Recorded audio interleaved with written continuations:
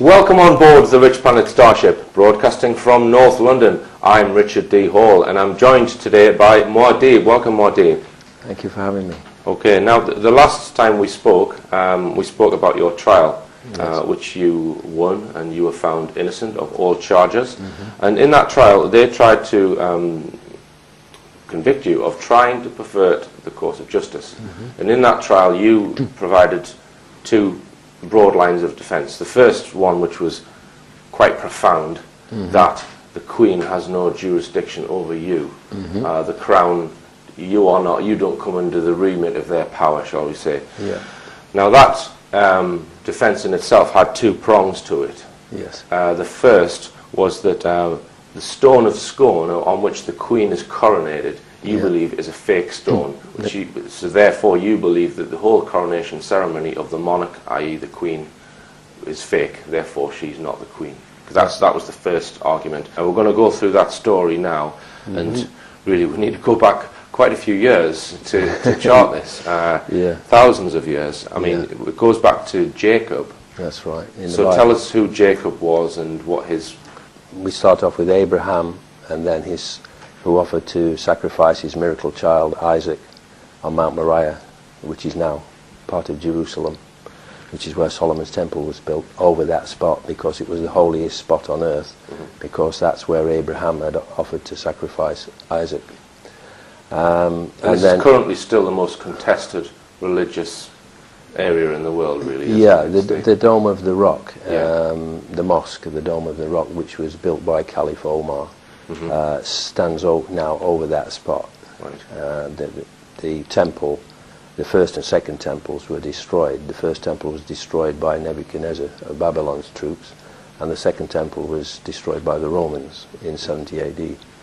And then in the 7th century AD, Caliph Omar built the Dome of the Rock, the mosque, over the spot where the temple had been.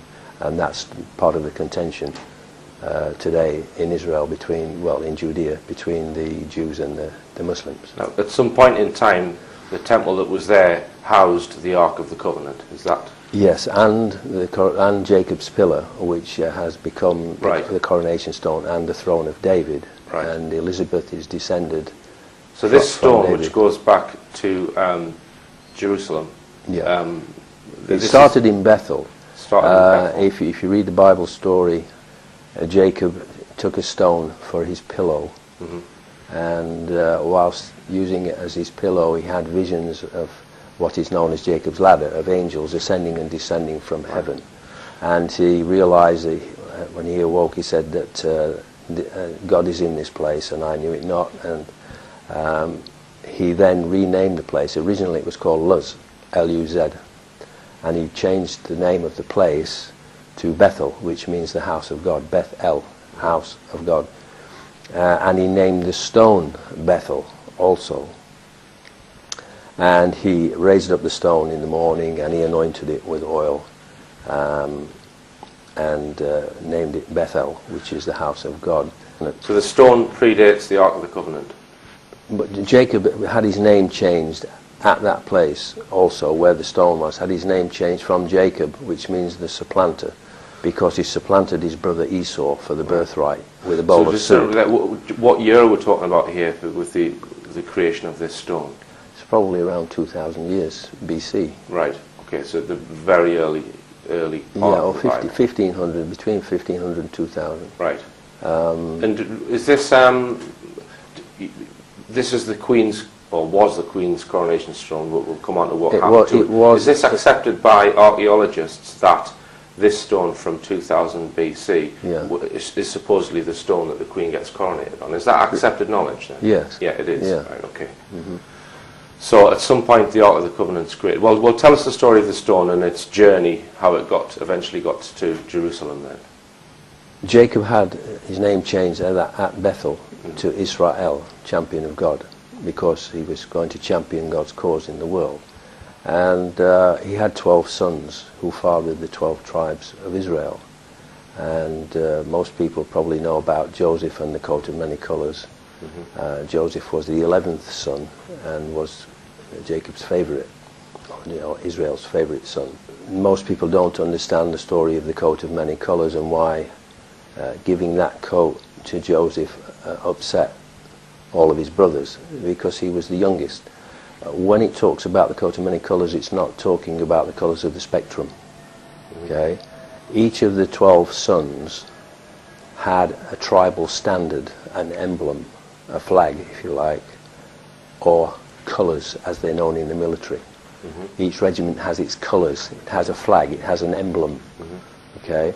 And what Jacob Israel did was he made a coat out of all the colours of his sons, and then gave it to Jacob, which signified that Jacob was going to be the leader, was going to rule over the other sons, the other tribes, as they became. And of course the others, as he was the youngest at the time, that really upset his elder brothers. Right.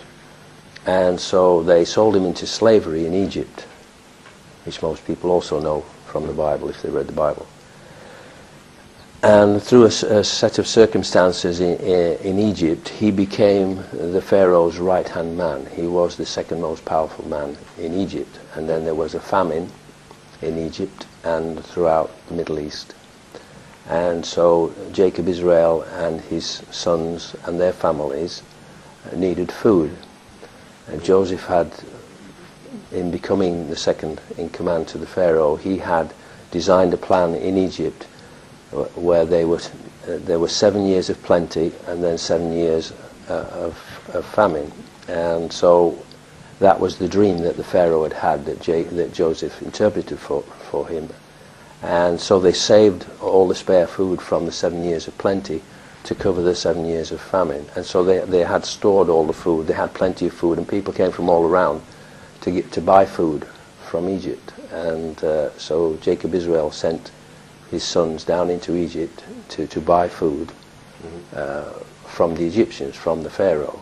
And they went, and it's all in the Bible. They went, and Joseph recognized his brothers, but because he had been a young boy when they sold him into slavery, and he was now a man, and he dressed as an Egyptian, and he spoke Egyptian rather than their language, they didn't realize who he was, but he recognized them. So the stone was taken to Egypt then?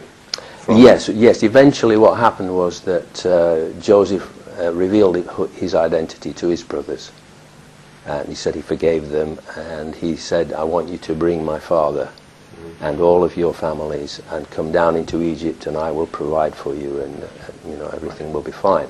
So at that point they put metal staples into the ends of the stone, and then from the staples there were two twisted figure of 8 pieces of metal and a ring in each one of those, so that a pole could be passed through each ring across the top of the stone. And so at least because of the weight of it, at least 2 people on either side of the stone would carry it. We've got a photograph which we're going to talk about later. Yes, we have. And so when they went, this stone was so precious to them because of what had happened to Jacob Israel. He had his name changed, he met God, all of the rest of it. It went down into Egypt with them. Okay, and they spent time in Egypt, and when that Pharaoh died, another Pharaoh came along who didn't know Joseph. And if you read the Bible story, they became slaves to the Egyptians, and they spent 400 years in slavery in Egypt until they were brought out by Moses. Yeah. And this is where the Ark of the Covenant comes in. Yes, exactly. Yes. So when they came out of slavery after 400 years, when they came out of slavery in Egypt, they also brought out the stone, again carried on a pole. And they had spent 400 years under man-made laws in slavery, which is similar to what is happening in the world today, that everybody's a debt slave one way or the other to the rich and powerful, to the monarchy basically, and their friends. And it was the same in Egypt, and the people spent 400 years there in that slavery to teach them that, to convince them that that's the wrong way to live, and that they were suffering under it. And so They were then brought out with Moses to Sinai, Horeb in Sinai, where they were given God's perfect royal laws of liberty.